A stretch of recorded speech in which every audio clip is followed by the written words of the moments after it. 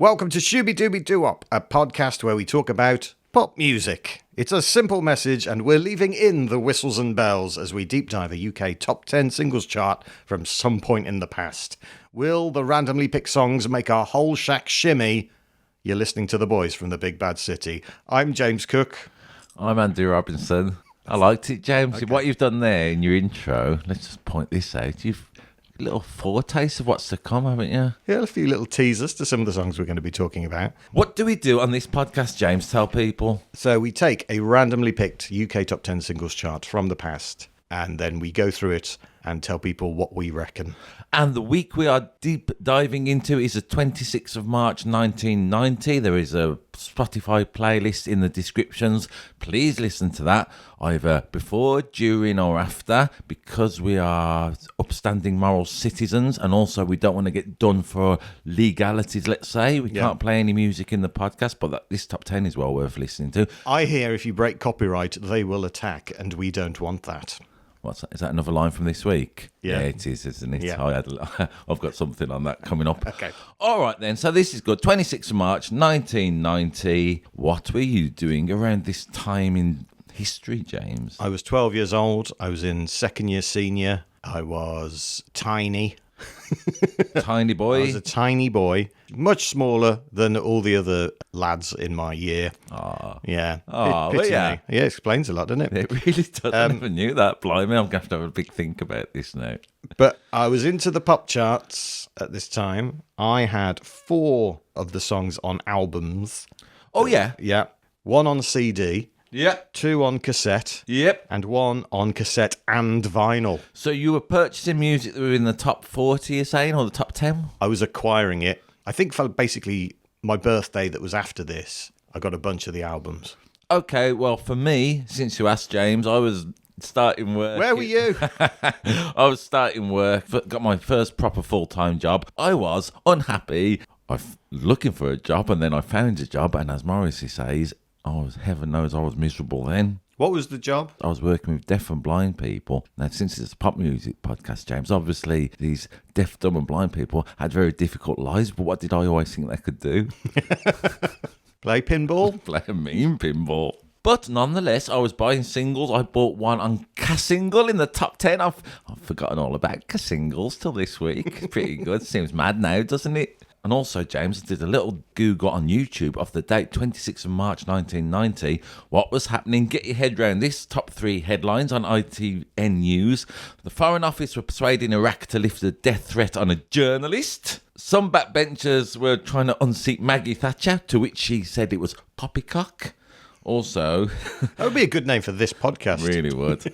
Lithuania were claiming independence from the Soviet Union, so the more things change, the more they stay the same. Yeah, they're still trying to get rid of Maggie Thatcher. I've got some stats for you. I've missed your stats. This top 10 contains 2 UK number 1s, 6 songs going up, 2 going down, and 2 non-movers, for a total net movement of plus 50. There are 5 American artists, 5 British, and 1 Dutch. There are 8 groups, 1 solo artist, and a collab. There are 2 cover versions and a collage. You've made it sound a little bit like there's 30 songs in this top 10, but obviously not by my reckoning. There are 3 songs about the complexities of love, 2 about nostalgia, 2 about travel, 1 about remembering a woman's presence, 1 about showing off, and 1 about an electric bedtime companion. As always, you can listen to these 10 songs either before, during, or after this podcast. They're in our descriptions, aren't they? Always recommend listening to these songs if you have the time and inclination. There are another half a dozen songs on our playlist that are in the top 100 on the 26th of March 1990, and we get into them in our special bonus tracks podcast, featuring Primal Scream, The Inspiral Carpets, 2 very different hip-hop tracks, a song written on Wavy Gravy's typewriter, and a plea not to be a bad tradesperson. You can join our Patreon community for free. The bonus tracks podcast costs less than a Super Soaker a month. Very popular in this year. What's a Super Soaker? It's one of those big water pistols. I remember them well. I was bullied by children with one of them. Let's head down the Atlanta highway. Number 10. Down 2 to number 10. How Am I Supposed to Live Without You? By Michael Bolton. What I was going to do about this, James, let's be honest, I was going to take the mickey a little bit, which I still might do, depending on which way the wind goes. I looked on YouTube, as I do. It's hard to give it a kick in when everyone is going, this song is taking me to such a happy place. It reminds me of dead people. Oh, it brings back the memories. Oh, I had cancer when I was, it's quite The happy memories of when I had cancer. Yeah. I mean, what I'm saying is, despite the easiness to have a little bit of a dig and a jibe at Michael Bolton, this song means a lot to a load of people. As it always does, I'm going to stop looking at YouTube comments. It makes me too empathetic. No, that's good. Don't turn away from empathy. I don't like it. And Andy, as you I keep don't like it. you keep quoting Nile Rodgers and his, if it's in the top 10, then it's connected with a bunch of people. I do quote that. Let's do that this week then immediately, because I've got a feeling I might do it again. Nile Rodgers has got a philosophy that if a record makes the top 10, it's a good song because it's made the top 10 and everyone's bought it when they could have bought literally thousands of other songs. Is this a cover version? Yes. Yeah, I think so. Is it? Well, here's the thing. Laura Branigan had the hit with it originally in America, but the song is written by Doug James and Michael Bolton. He is the writer of it. Right. Is it a cover version if he wrote the song? Good philosophical point. Is it a cover version if you've written it? Yeah, that's good, isn't it? No, I'm going to say no, it's not. Okay, we need a word for what it is. It's a song that was recorded second. It's a reclamation. He's reclaimed it. As Bono says at the beginning of Rattle and Hum, this is a song that Charles Manson stole from the Beatles. We're stealing it back. Maybe this was a song by Laura Branigan that was stolen from Michael Bolton and Michael Bolton. Sorry, I bored myself with that sentence where that was going. I don't think she stole it. I think that was a transaction everyone was happy with. It was all above board. What is Michael Bolton's real name? Is it something like Michael Hall? Michael Stoke-on-Trent? This was... Thanks for that polite laugh. I appreciate it. Once upon a time, my brother was at a pub quiz, and this was one of the questions. What is Michael Bolton's real name? And my brother said really confidently, it's Peter Gideon. Right. Peter Gideon. So they put it down. And he just made it up. It wasn't. No, Michael Bolton's real name is Michael Bolotin. Bolotin? Bolotin. I don't think that would have led to any unfortunate nicknames if you ever put on a little bit of weight, would it? This song was the first US number one of the 1990s. Huge hit over there. It wins Best Male Pop Vocal Performance at the Grammys. It gets to number 7 in the UK. From his album Soul Provider, which makes me think he's either working in a shoe shop or a fishmonger. I'm being a real dickhead. Deserved. No. Well, can I talk about the song a bit? Yeah, let's talk about the song. Okay. It's a tale of heartache, isn't it? Is the narrator of the song, in this case Michael Bolton, is in pain, isn't he? He sounds like it. Yeah, it really does. There's another YouTube comment I like where someone, let's have a look, Shady Dude, thank you Shady Dude for this contribution. In this YouTube comment he says, yes, he sings it well, but does it seem to anyone else that all he does is whinge about some chick and how he didn't do anything to get her back? Pretty succinct summary of the song, I think. And then a couple of comments later, Shady Dude returns to say, plus his hair is funny. Maybe that's why. Yeah. Maybe that's why she went. I mean, it is a thing, Michael Bolton's hair, isn't it, unfortunately? I don't like to be so appearance shaming, but here we go. I know somebody who was working on an edition of Top of the Pops once, James, and he was about to step out into the forecourt of the BBC to traverse it to get to the studio, and this person I know said they heard someone say, Michael, your hair, because it was raining a little bit and then rushed an umbrella over his head. That seems to be a defining feature. Protect Michael Bolton's hair at We're all being costs. stupid because he's got a great voice, hasn't he? He's got a loud voice. He's got a good voice sometimes. I was listening to it thinking, oh God, I've got to listen to this. That was my prejudice going into it. Fair enough. And the verses, I was going, oh, actually, do you know what? Okay. Pretty. But then the chorus comes in and he's really straining. He really leans into it, doesn't he? Yeah. That's what you get. I looked at some YouTube covers, as I like to do, James, when I don't particularly want to listen to that song all day. Lovely little versions of people singing that song in their living rooms and sheds and bathrooms and strumming guitars and ukuleles.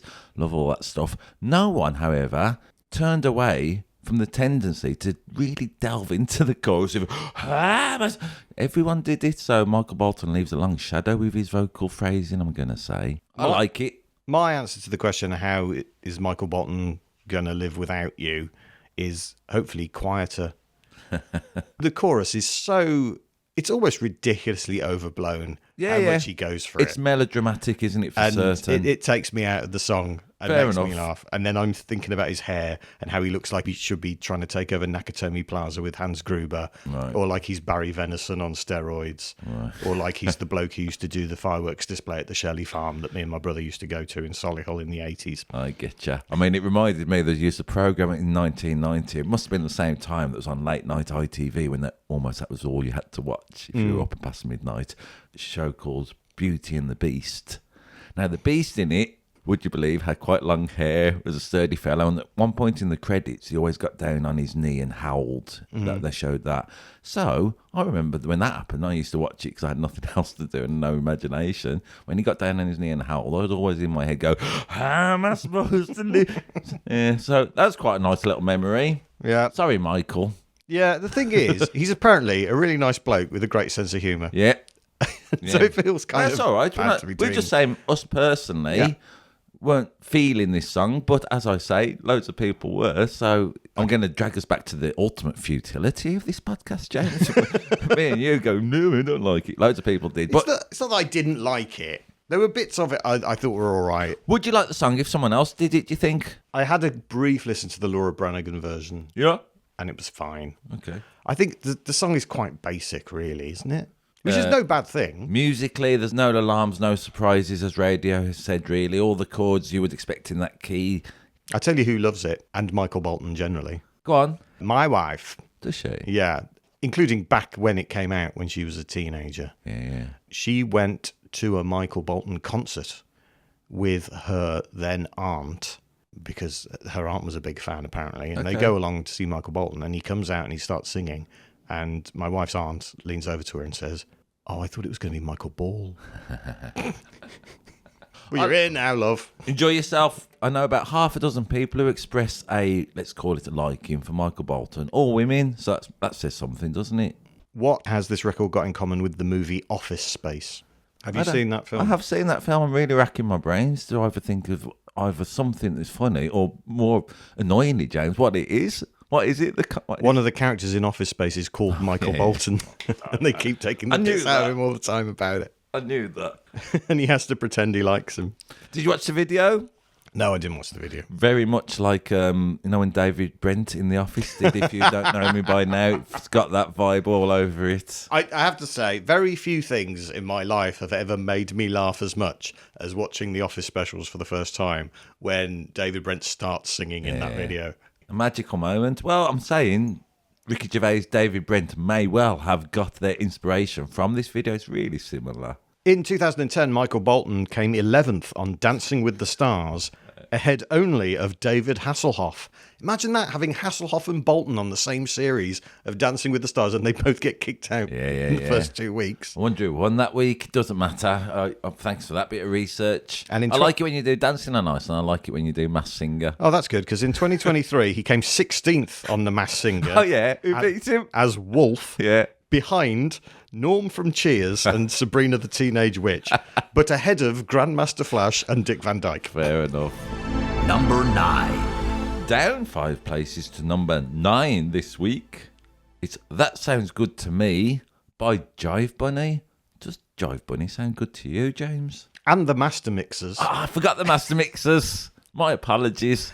Do you think it's the same as when we've done another week and we said Jimi Hendrix and Jimi Hendrix Experience? We didn't know. Do you think Jive Bunny Master Mixers has got the same import? I think the remaining Jive Bunny fans will be absolutely furious that we've got that wrong. Fuming. It's a missed opportunity to call them Jive Bunny and the Master Mixomatosises, but they never did that. Well, this Jive Bunny record, to me, James, I think it's an undiscovered classic. What it's got is loads of different movements in it. I mean, it passes through lots of different kinds of writing, like a suite. It's amazing. You're saying it's a bit like sort of Good Vibrations? Yeah, I'm saying it's... I mean, who'd have thought Jive Bunny could come up with so many good songs in the space of 4 minutes? How would you describe the concept of Jive Bunny? It's a mega mix of old records. Succinct, Yeah. to the point, well It is done. that's what it is. With a big thumping beat over it. It's that boom-ch, boom-ch, boom-ch, boom-ch. Come on, everybody. Come on, everybody. Come on. Yeah, go on.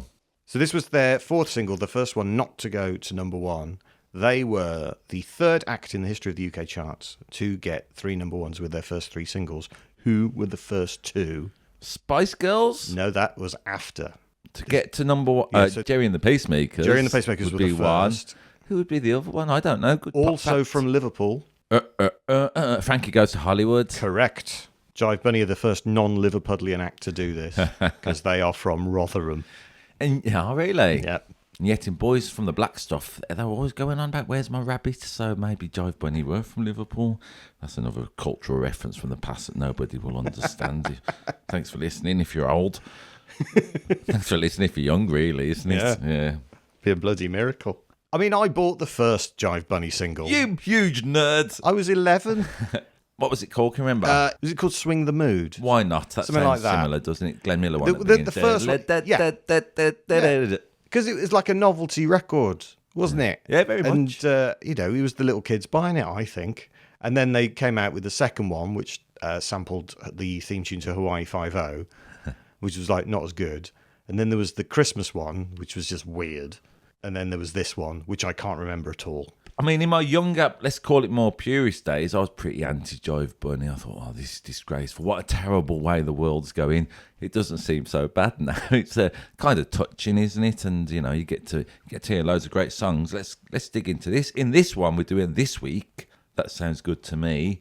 As far as I can make out, this is through my ears rather than any Googling, I heard Everybody Needs Somebody by Solomon Burke or the Blues Brothers. But I think it's an original recording. I think they've had to record that Again? Yeah. Yeah, for sure. None of the are original records. No, I think they are. I think most of them are the original recordings, but I think that one isn't. Then there's a Little Richard trio comes along of Long Tall Sally, Ooh My Soul, Keep a Knocking. Then there's a little bit from Let's Twist Again. Come on, everybody, clap your hands, that bit. Then there's a bit of Roll Over Beethoven by Chuck Berry. A bit of Tequila by The Champs. A bit of Shout, Knock Yourself Out, whoever did that song. Sorry, I can't remember. Then it goes back to Everybody Needs Somebody. I mean, that's 10 great songs in one record. Because then I looked at it on YouTube, mainly so it wouldn't keep messing up my Spotify algorithms and I'd be hearing Jive Bunny for the next 3 weeks, like it's happened with Bleeding Lewis Capaldi from doing this in the past. Anyway, listen to the same song on YouTube and they had just different songs in it. Rock and Roll Is Here to Stay, Oh Boy, Buddy Holly, Teddy Bear, When, the Cowling Twins, Nut Rocker by Bee Bumble and the Stingers. So I thought, this is interesting. Why has a record with the same name got loads of different songs? I Googled that. Why are there two different versions of That Sounds Good to Me by Jive Bunny? The top result, James said, Andy, you're wasting your life. Look at something else. I got a fun fact about Chubby Checker on this record. Go on. Those aren't samples. Chubby Checker re-recorded all those phrases, come on everybody, for Jive Bunny especially. Did he? He did. Ah, how accommodating of Chubby Checker. Yeah, well, I guess he's thinking, well, this is putting my music out to a new generation of people. Absolutely, like I say, back in the day, there's such a snobbery to Jive Bunny, I think. And now when we're living in a world of mashups and little clips on TikTok to try and get you into songs, it seems that I'm going to say Jive Bunny was a cultural innovator and ahead of his time. I remember how hated they were, though. Really hated. So I remember watching a Jukebox Jury, one of the Jive Bunny, maybe like the second Jive Bunny record came on, and having bought the first single, and then all these really cool people were like, "This is awful. This is evil. It's talentless." And you go, well, if it's talentless, they've just had 3 number ones, mate. Where are yours? Yeah, quite. But I mean, they are right. It is. It's not. I mean, it's a novelty thing, isn't it? It's you put it on at the kiddies' disco, and all the nans have a dance as well. My friend's a DJ, and he plays Grease Megamix as opposed to songs from Grease, and he says it just works better. So even people 50 years on, they don't even want to hear the hits. They want to hear the little bits from the hits. They want to hear the best bits of the hits. The thing is, by the 4th Jive Bunny single, I think they're starting to run out of hits. How can they? Well, I think these songs, I know they're all classic rock and roll songs, but they're not as famous as the rock and roll songs that are in the first few Jive Bunny singles. And that's why I think the Christmas single didn't work, because it was based on a song that people didn't really know. Yeah, maybe. I mean, there was Stars on 45 who did a similar thing a little bit before Jive Bunny, I think. Yeah, about 10 years before. It's a grand tradition, let's say. It's a grand tradition of being able to make some money. Good for them. Good for them, man. I'm all for it. Is what Jive Bunny doing any worse than us going on about pop records? I'm going to say it's morally superior, if anything. Yeah. Please feel free to join our subscribe and all that. Anyway. If you've never heard Jive Bunny, I'd listen to either one of the first 2 singles. They're the best examples of Jive Bunny. You liked them when they were first out, yeah. I'm such a Jive Bunny hipster. I mean, and then pretty much after this one, Jive Bunny just disappears from the chart forever. It's like, for about a year, Jive Bunny, everything they touched, boom, top 10, number ones. And then nothing. And yet the songs they chose to put in their singles remain forever. That's karma. What do you think the man who made the Jive Bunny videos does now? I have no idea. They were like compilation of like old footage, weren't they? Old Pathé News clips and stuff. Often. This one wasn't. When I had a look at it on YouTube this week, it was a modern party happening. So the bloke who does the videos for Jive Bunny, I had a deep dive to what he's up to now, really meaning I just scrolled down YouTube comments. And some bloke says, I met a guy who made Jive Bunny videos as a classic car show some time ago. He wasn't too well. Like me, he was getting on a bit. And then he says, it was a memorable day with a flyover by a Lancaster bomber and a Spitfire. So that's what he's up to. He met a liar. Yeah, some bloke, you go, I made the Jive Bunny video. I'm going to tell people that. I'm going to tell, Jive Bunny? Well, I wasn't in Jive Bunny, but I used to make their videos. Yeah. Be quite good if there's someone you don't really want to talk to. You can have that for free. I think that's just a good. That's a good persona, isn't it? I'm the bloke who made the Jive Bunny videos. It's like my uncle who used to chat at women by saying he was the bloke in the bungle costume. And they go, "You don't sound like him," and he go, "Well, I don't do the voice." I got introduced to someone once as the man who wrote a lot of Bananarama hits, and I maintained that for a short while.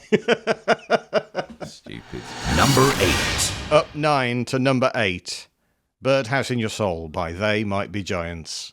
And I think this might be in my own personal top 10. Big claim. Means a lot to me, this song.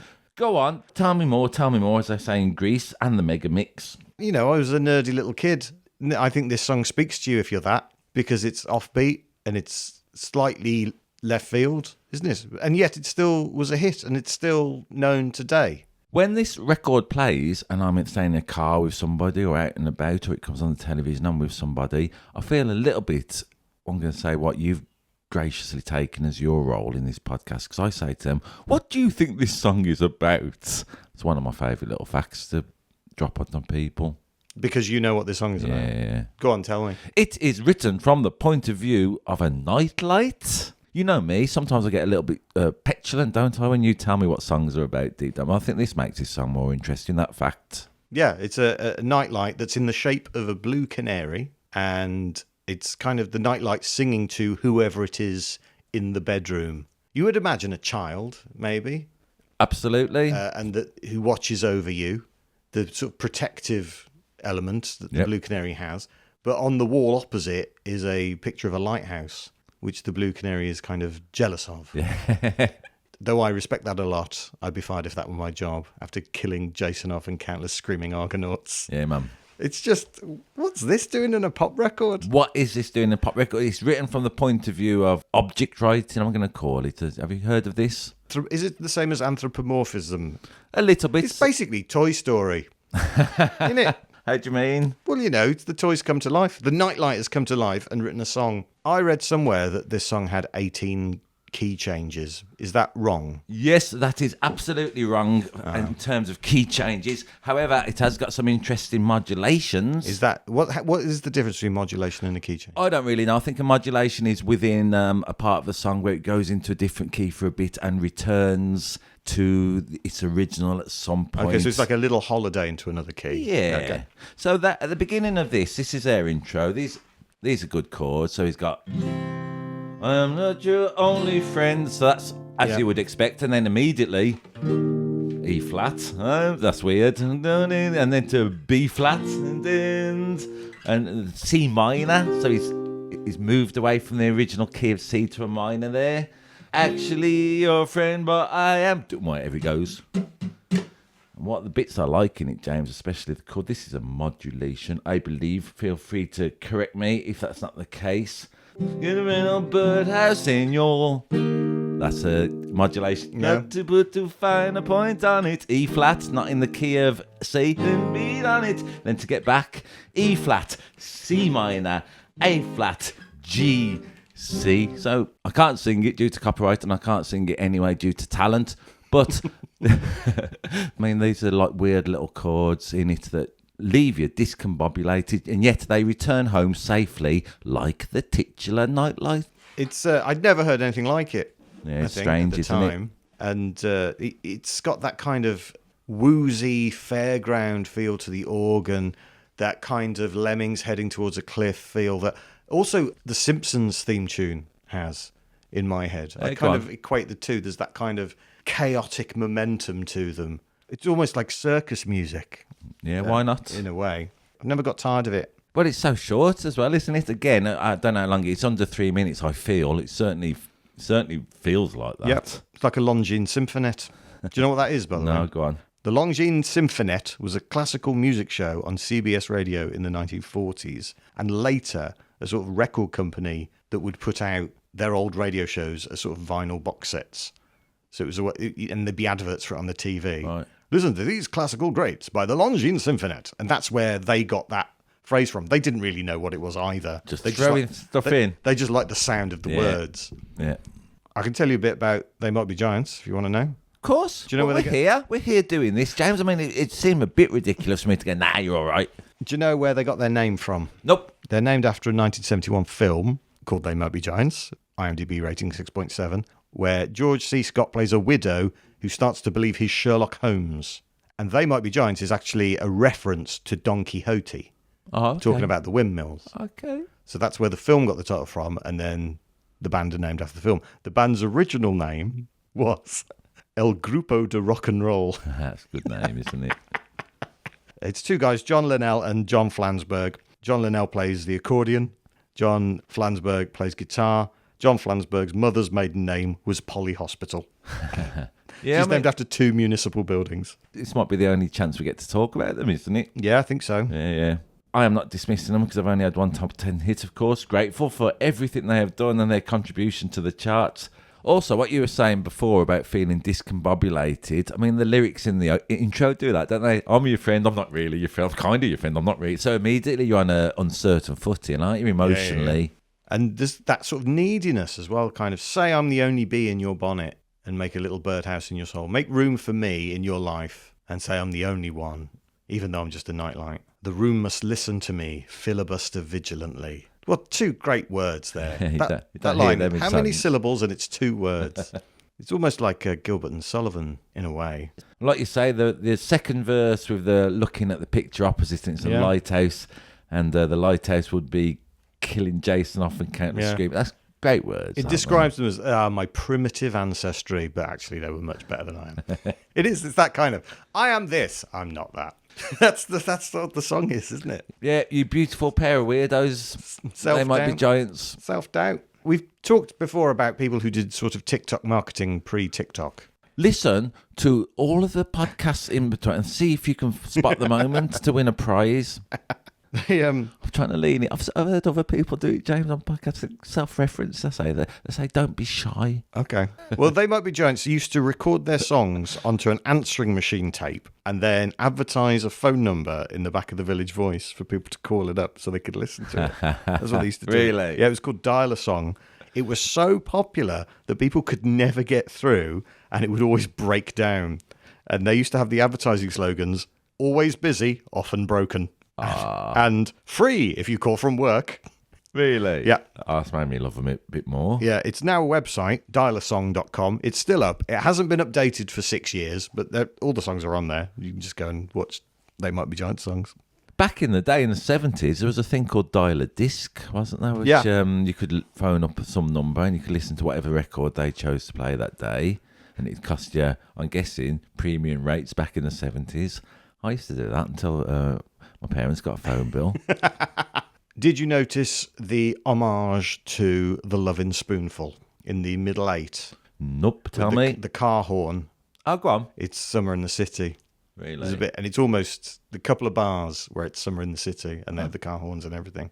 The co-producer of this record, Clive Langer, went on to co-write Shipbuilding. And produce, did he produce Madness as well? Langer and Winstanley and Elvis Costello, I believe. It doesn't matter, let's just say he did. And Yeah, you can it's got to be the same guy. Write surely. in and correct us, if not, on whatever the email is. ShubyPodcast@gmail.com. Thanks, James. Also, they wrote Bohemian Rhapsody as well, I think. So Yeah, they definitely did that. No one write in and correct us. Number 7.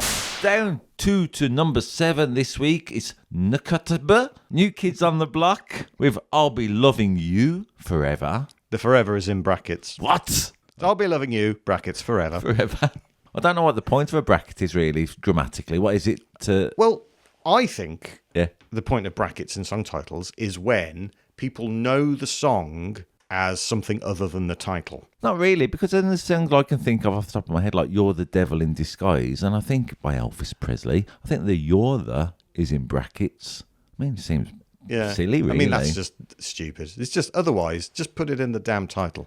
But it often gets used as when... Is it Annie's song or something like that? And in brackets is like, you fill up my senses. Okay. So that when people ask for it, they get the right song. I They don't getcha. necessarily know what the title is. But do you think if someone walked into a record shop in whatever date this is from, 1990. 1990, of course, I remember it well. Do you think if someone walked into a record shop and said, I want this song, I'll Be Loving You, and didn't say forever, because it's in brackets, I won't be loving this record either forever or even temporarily, it turns out. You're not fond? Nah, not so much for me this week. I mean, they chuck everything at it. It's, again, a simple chord pattern. You could say it's classic songwriting. The writers have chucked in loads of extensions on the chords and augmented and major sevenths and ninths and 13ths of what is essentially a simple love song.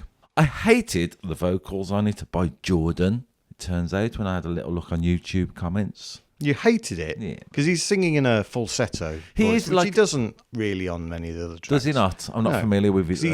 He sings the lead on The Right Stuff, and that's not falsetto. It's certainly got a kind of aspiration to be a stylistic 70s Chai Lights kind of record, hasn't You it? don't think he pulls it off? Nah, not me personally. Do you? Look, I vaguely remember this. I thought, oh, it's New Kids on the Block. They were a bit naff. Oh, it's the ballad they did. Ugh. I've been getting into it. Have you? Yeah. Well, I like it when this happens. Go on. Say what you've been fond of this song. Yeah, it's kind of taken me a little bit by surprise. Okay. I mean, it's not one of my favourites. It's not a Desert Island disc, Andy. No. It's number 11. No, it's but it wasn't. Maybe I just had my expectations were so low that all it had to be was fine. Yeah. For me to go, oh, okay. But you have found listening to it however many times this week you've got developed a little soft spot for it. And I think singing in a falsetto is a brave choice for a boy band singer to do. Really is. I Yeah, mean, it's not the most attractive style of singing, is it? no, it's not no. very masculine. It's a risk. Yeah. Maybe just you like an attempt at falsetto. So maybe at some point within this coming podcast, James, just do a little sentence in an unexpected falsetto. See how it lands with you. I don't know if my voice can do that anymore. Anymore. When I was 12, I bet I could have smashed it. Yeah. Not now. Yeah. You reminded me of what I'm going to say a male trait is, which is if things had gone different, I had trials for Aston Villa Yeah. and I could have played for England. I could have been a new kid on the block. If I'd have been born 10 years earlier and lived in Boston. Okay. In this case, I thought, who is responsible for this song? Is it Morris Starr? Morris Starr. So he discovered New Edition, Morris Starr, the songwriter for this song, just to reframe him, discovered New Edition. Then he got in trouble for allegedly paying them $2 a day. $2 a day. And then also he took New Edition on tour. Would you believe Morris Starr kind of had the rights to all the merchandise? I'm sure, judging by his hourly wage, I'm sure he remunerated that fairly and squarely. Also, he was saying that he was looking for like essentially a white version of New Edition, which is why he wrote for Develop New Kids on the Block. Also, what my favourite fact about him, he's affected a persona he calls a general, and he just hangs around in uniforms all day, smoking big cigars. Has he nicked that from Colonel Tom Parker, though? Maybe. In an interview, he admitted he didn't earn medals by way of military service. He hinted. Wink.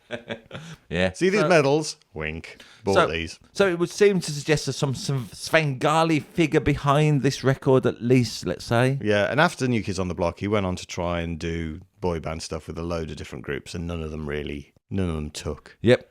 It was New Edition, and it was this for him. Not bad, though. Yeah, this was a huge number one hit in the US, but like a year before it came out in the UK. I think it might have been their first single in America, whereas it was about their third or fourth over here. Well, you would know since you're such a big New Kids on the Block fan these I am. days. Do you want to know what the New Kids on the Block are up to now? Of course. So there's Donnie Wahlberg. Film star? Yeah, well, he has been in movies. He sang one song on The Masked Singer, not as part of the competition, but as like a special guest. Yeah. But the panel couldn't guess who it was, which is surprising because one of the panel was his wife, Jenny McCarthy, No. and she didn't recognise him. Jordan's brother, John Knight, who is gay and hosts a TV show called Farmhouse Fixers. Yeah, and Fixing up farmhouses, Yeah. you would hope. the young cute one, Joe McIntyre, he went on to work on Broadway, did pretty well there. Cool. And then there was Danny Wood, who Smash Hits used to always do jokes about him looking like a horse, which is a bit unfair. That's not called smash hits. Now, Danny has since been put out to stud. The girls in my class loved New Kids on the Block, and thus lots of jealousy ensued amongst the male members of the classroom. Yeah. I mean, I can definitely remember being an age when the girl I liked was waxing lyrical about Take That, and pathetically I got a little itch of jealousy and thinking, they're not all that, Take That. Yeah. Look at me, my Fred Perry. Yeah. But I'm a tiny 12-year-old boy. Surely I am more attractive than New Kids on the Block. Yeah. No. Well, I like you liking this song. Like I said, there's something about this podcast, isn't there, that now and again things come up behind and give you a little whack around the head with a sock full of billiard balls. Yeah. It reminded me a bit of, I mean, it's not as good as, but it would be like a Prince B-side. Fuck off. Really? I'm being silly, Joe. I'm just being silly. Yeah, why not? I mean, yeah, if it was It's got executed, I listened to different versions because I didn't want to listen to this one. I thought, what's the song about? Went to YouTube, typed it in, I'll be loving you, brackets forever, and then put a cover in. I mean, there's some nice, there was a little, what do they call it? When you whisper it a bit. What's that? An ASMR cover of it somebody did, which was kind of weird. Some band called Tropahangelito, I think. They did I reckon it was recorded during lockdown. It's Zoom contributions when bits screen. So the song I don't hate. Just the same. That's my point. Yeah, all right. It reminded me as well of Deborah by Beck. Yeah, where he sings in that falsetto Yeah. too. That was very much their aim, isn't it? Let's Yeah. make a 70s Philly soul kind of sounding record. And, you know, around 1989, 1990, how many school discos played this right at the end? Hey? I was too old to be hanging around school disco, so I don't know. But, you know, Officer. you could see the kids dancing at arm's length from each other, slow dancing to this. That's what this is for, isn't it? As the glitter ball spins and the balloons fall. What used to be known as the erection section. You can't call it that when it's a kids' disco, mate. What if you have the blah, blah, blah? Number 6. Up one to its peak position of number 6. It's Lily Was Here by David A. Stewart featuring Candy Dulfer. Is that the order of the credits? Yep. Dave Stewart featuring? Yep. Cheeky Dave Stewart. Candy Dulfer is a star of this record, if it has one. Yep, the Dutch saxophonist Candy Dulfer. Prince used her as a saxophone player, so that's some sort of credential, isn't it? Yeah. Also, she was real pretty, Candy Dulfer. I'm not casting aspersions on Prince. Let's call it his selection process. Or David A. Stewart. Or David A. Stewart's, come to think of it. Apparently, this song was recorded in one take. I can believe it. It is nothing more than a jazzy jam, really. A DJ Jazzy Jam.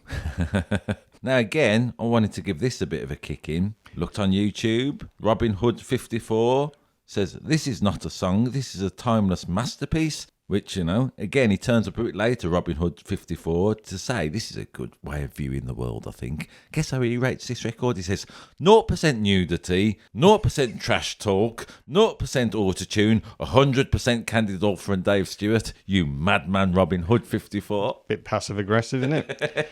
I remember at the time thinking, this is a bit easy, isn't it? He goes, da-da, da-da, and then she goes, da-da, da-da. Yep. I mean, it gets more than that as it goes on. But Well, does it? I can imagine walking into a wine bar in the early 90s and this would be on, or like a dinner party somewhere, or a corporate training video. Yep. I mean, again, I hated this at the time. Listening to it this week, especially after I've left it of maybe the first couple of minutes and they start to find some kind of groove, some kind of vibe is happening. It's got the little 4-note motif you mentioned of. Something like that, yeah? Mm-hmm. Now, this is an interesting bit of composition, I'm going to say. Not necessarily an interesting record, interesting song, but this happens. The example I always think of is with this is do do do do do do do. What's that Guns N' Roses song? Sweet Child of Mine. Yeah. And they kind of do it. They got a riff that keeps going around with the same notes, but the chords change underneath it, hence changing the relationship of the notes, if you get my point. So he's got, as I say, that riff, that's over E minor. Do, do, do, do. Then he'll change it to A minor. Do, do, do, do. And then to a D. Do, do, do, do, do, do, do. Little change at the end. But essentially, so he's putting them 3 chords, E minor, A minor, and D underneath it. Then I think it goes up to the next bit. Something like that. E minor. D, D, D, D, D, D, D, A minor. Then a D, D, D, D, D, D, D, and D, D, D, D, E minor. And then he goes up to the higher note on that scale. So he's going dee dee dee dee dee dee, whatever notes. Yeah. It's just that really, as the main bit of the record before they all go jazzing off in each other's faces. Simple. I mean, all week I've been singing Lily was here, and then going she wasn't there. Lily was here, she wasn't there. And so on. That's been quite fun, to be fair. Yeah, it never occurred to me that those would be the words. Of course they would be the words. Yeah, like blankety blank and all these things. Yeah. Dee dee, Lily was he. It was a film theme, wasn't it? So I heard at the time, so I remembered when looking into it, so my indifference meant I didn't Google it, so I thought James will do that. Was it a good film? Have you watched it? I haven't watched it. It's a Dutch film called Dissect, IMDb rating 5.6. In the UK, it was released as Lily Was Here, after the song, but it literally translates Dissect as the cashier. I like saying the cashier literally translates the Literally translates as the cashier. But the film is called Lily Was Here in the UK. Okay. But apparently it's, it's 5.6. It's not great. She's a cashier. Doesn't serve beer. She's a cashier. Doesn't serve beer. Sorry. Some people in YouTube said I wanted to know what this song was for ages. However, I could never Google it because it's got no words. So I like the notion of the instrumental that you can never quite play. In today's world, it's a rare thing, isn't it, that you can't find out something you want immediately at a press of a button. An instrumental. How'd you do that? Exactly. There was a piece of music that went round my head for about 10 years that I could never remember where I'd heard it. Yeah. Which was that. Yeah,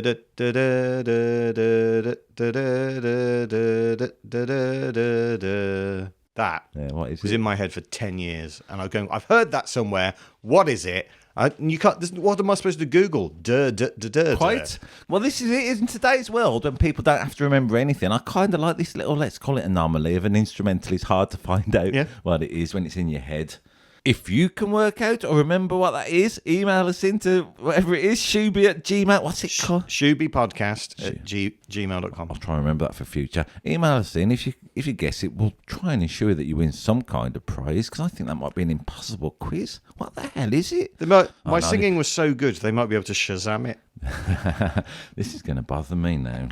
As I say, Candy Dolfa, she's a good saxophone player. I used to enjoy watching her at the time. In the same way, I'm going to say I used to enjoy watching the Zootons because of the female saxophone player. I don't know what it is about a beautiful woman blowing into an instrument and fingering it gently, but I'm sure Freud could make something of it. You're like Marilyn Monroe in Some Like It Hot, aren't you? What do you mean? Well, she's got a thing for saxophone players. I am a bit like Marilyn Monroe in Some Like It Hot. I like that. That's one of the best descriptions I've ever had. And also sometimes I dress up as Cary Grant to try and seduce you. In part 2 of this week's Shooby Dooby Doo-Wop, we'll be deep diving the top 5 from the 26th of March 1990. Here's a little something for you. Sounds great. They're all sounding great. The voices sound good. The groove of the music is fantastic. The lyrics are interesting. Yeah. The phrasing is... Yeah. Don't take this record for granted if you can. It's the prequel of the Texas Chainsaw Massacre. It would be churlish of us, James, to turn away from our own, let's call it little dark, dirty desires. It's not dark and dirty. It's dark and dirty. Quite innocent. You'd be a lot happier man if you accepted this side of you within. Check out our Spotify and YouTube playlists and let us know your thoughts at shubypodcast@gmail.com. And for the songs that aren't in the top 10, join our Patreon community and become a subscriber. Thanks for listening. Please rate, review, subscribe, follow, share, live a good, healthy life. And until next time, whatever you do, don't forget to shooby dooby doo up. Bop bop shoe up.